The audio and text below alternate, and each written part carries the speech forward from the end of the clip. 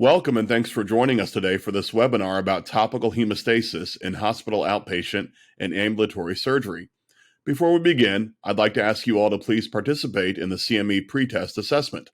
You can find a link just below the video or scan this QR code. These questions will also be repeated at the end of today's presentation so you can see what you've learned from the activity. Feel free to pause the video and come back once completed. At the end of this webinar, we also encourage you to complete the evaluation survey to send us your most challenging questions and check out our upcoming podcast series to hear our answers. I'm Dr. Drew Davis, here with my colleagues Dr. Traci E and Dr. Meghan Lewis, and today we're bringing you a topic that will hopefully be informative and a good learning experience, and that is topical hemostasis in hospital outpatient and ambulatory surgery. And really we're going to be discussing sort of the products that are out there to help us control bleeding in the surgical environment as we go through surgery for our patients. Again, I'm Dr. Drew Davis. I work as a trauma and acute care surgeon at Grady Health System in Atlanta, Georgia. I'd ask my colleagues to introduce themselves now as well, please. My name is Meghan Lewis, and I'm an acute care surgeon at the Los Angeles County and University of Southern California Medical Center in Los Angeles. My name is Traci E. I am a minimally invasive gynecologic surgeon at the University of California, San Francisco. Great. And the three of us have put a lot of time and effort in here. It's been a real pleasure working with Traci and Meghan, and hopefully they feel the same about me, but we'll get that in another lecture at some point, I'm sure. So our learning objectives for this presentation are as follows. We're going to apply knowledge of the physiologic coagulation cascade that exists in all our bodies to the various types of bleeding, including capillary venous and arteriolar bleeding, to the management of hemorrhaging and or bleeding patients in the hospital, outpatient environments, and ambulatory surgical center environments. Along those lines, we'll be explaining the mechanism of actions and the chemical composition of the four main categories of available and emerging THAs, which is, again, topical hemostatic agents. We're going to talk about the preparation and use of appropriate therapies for special surgical situations and applications in both the outpatient and ambulatory environments. And then at the end, we're going to kind of summarize everything, list the 5 clinical factors and 6 performance factors that should be assessed when we're thinking about selecting one of these agents.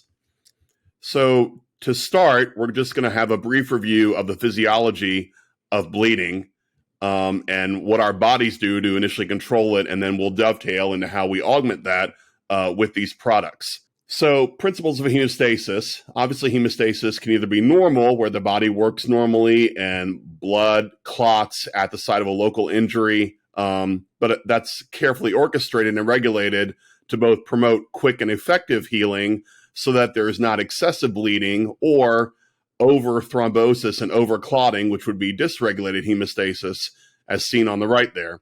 You can either have excessive anticoagulation with profuse bleeding or overclotting with thrombosis. And that can be caused by a number of things, such as diminished production or excessive loss of clotting factors, hypothermia or acidosis, which are common things seen in prolonged surgery, enhanced clot lysis, or excess factor and thrombin production. And we'll get into all of this here coming up. Essentially, there are 4 main phases of normal hemostasis. First is there has to be some sort of endothelial or blood lining injury leading to exposure of tissue factor and the formation of the what we call platelet plug. As you can see in that schematic there, there's vessel injury with red blood cells leaking out. Essentially, platelets come in, followed by fibrin, and then excess products of fibrin filaments and cells to help create coagulation. And that's really steps 2 through 3 there. The clot is helped with the platelet plug. There's a propagation of the initial clot via the clotting cascade. Then, of course, at some point, the system has to be turned off, and so there's termination of clotting by antithrombotic control mechanisms. And then once the body is healed, the clot has to be removed so normal blood flow can happen again, and that happens with fibrinolysis and tissue remodeling. Talking about the first step with platelet plug formation, again, there's injury to the vessel endothelium, and you can follow along on the schematic on the right side here, but that essentially involves exposed subendothelial particles and tissue factor that activate the platelets. These particles include ADPE, epinephrine, acting as a vasoconstrictor, and thrombin, which is really the major molecule leading to platelet activation. And then you have tissue substrate with collagen to help rebuild. Those activated platelets then promote a clot formation via adhesion and actually clinging on to the site of injury, followed by aggregation, which is a platelet-platelet scaffolding, if you will, sort of building the foundation of the repair to the injury. Then there's secretion, where the platelets activate and release granules to augment that clotting process, which we'll dive into here in a second. And then there's procoagulation, which is basically augmentation and enhancement of the clotting process via thrombin generation. The clotting cascade is really what's amplified after the platelet plug and scaffold is formed. A central feature of the clotting cascade is the sequential activation of what is inactive precursor enzymes to active proteins that help clot. I'm sure we've all seen the schematic on the right at some point or another in our training, and our goal here is to certainly not memorize this or remember it today, but to realize that there are many factors that go into both intrinsic and extrinsic pathways that help form a stable clotting plug.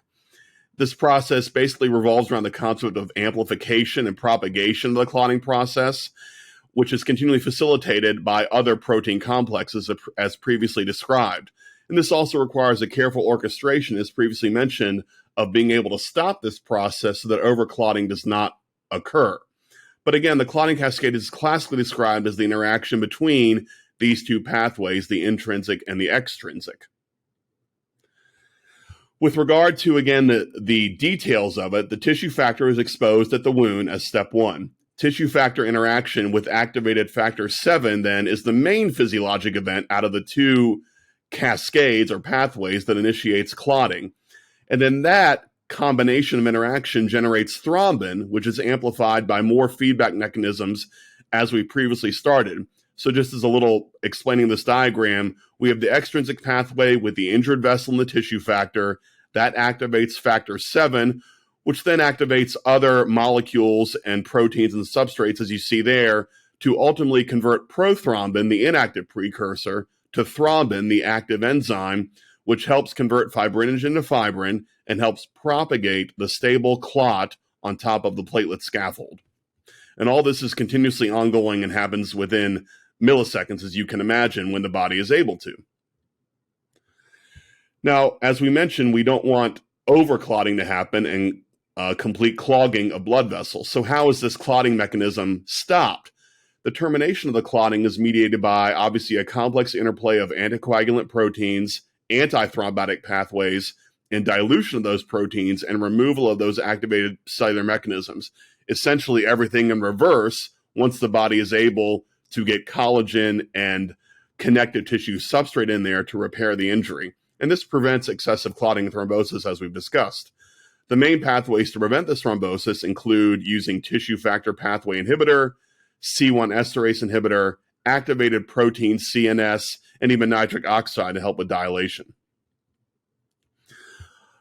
Keeping going with fibrinolysis and tissue remodeling, we then have the enzymatic breakdown of fibrin in a blood clot. That's mediated mainly by the proenzyme plasminogen binding to fibrin and breaking that down, and tissue plasminogen activated to form plasmin, which is a proteolytic enzyme and breaks down the excess clot. It allows removal and breakdown of that clot, which occurs in parallel, again, with the wound healing, collagen deposition, and tissue remodeling. And as with platelet aggregation and the clotting cascade, the protein interactions of fibrinolysis take place on that exposed clot surface where the injury is trying to heal. So as we move into the rest of the talk, then, we're going to talk about how this physiology serves sort of as a springboard for why we have these products that we do and what situations we would use them in.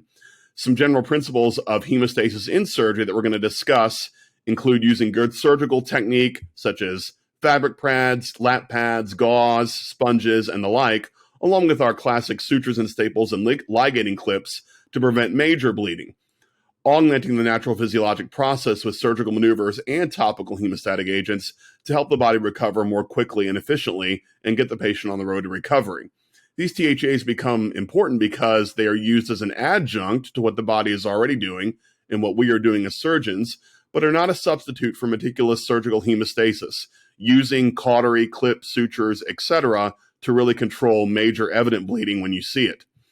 They also should not be used routinely for prophylaxis, as they do have associated complications, which will be discussed further. However, importantly, they really are an adjunct that can be useful in certain situations.